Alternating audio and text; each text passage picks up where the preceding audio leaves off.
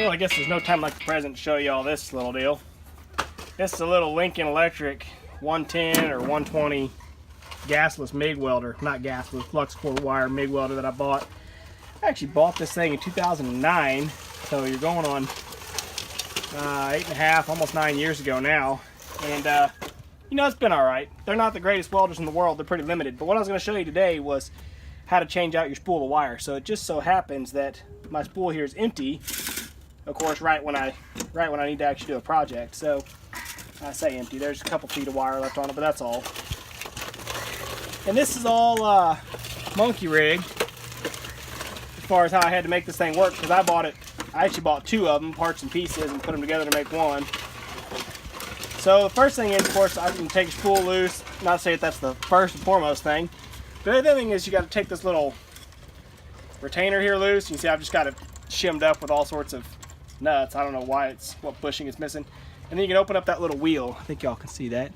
Yeah, open up that little wheel. That's just that helps hold down on your drive wheel. Oh my gosh. Oh, I thought I had a massive mosquito messing with me. It was like just a piece of dirt on a spider web, but it looked like a mosquito flying around. Okay, so then you got to get your old wire out, which you can actually just pull this backwards. Oh, mine broke. Lovely. So that one's broke. That would explain why it stopped feeding the other night. So then you got to come around to the other end here on your nozzle, pair of pliers, and pull it out. Hopefully mine's not stuck. There it goes.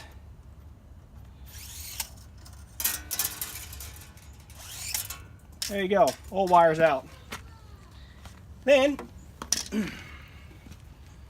grab your new little fancy spool of wire here that costs way too much and it's really not that great, and put it in. Get all the plastic off of it. Whew, it's even Lincoln Electric wire, name brand. And you've got, you want to take all the instructions off the back, don't need those. Break that off where it's stuck on there. And this stuff it's bound up, it wants to go. So keep a hand on it. And I like to put it on there and then get my washers and my nut back on here. Now this nut, I really should have a Teflon nut because it actually helps you hold a little tension on your reel. But I'm going to crank it down tight for now so that thing can't move. And then there's a little orifice right here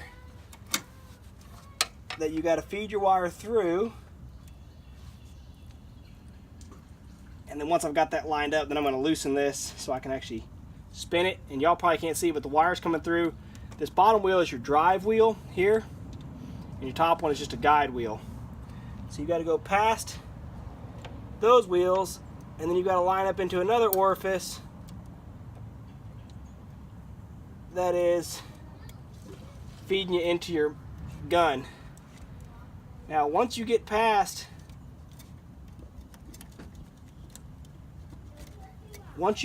that drive wheel, mine got hung up a little bit, there was a burr on the end of that wire.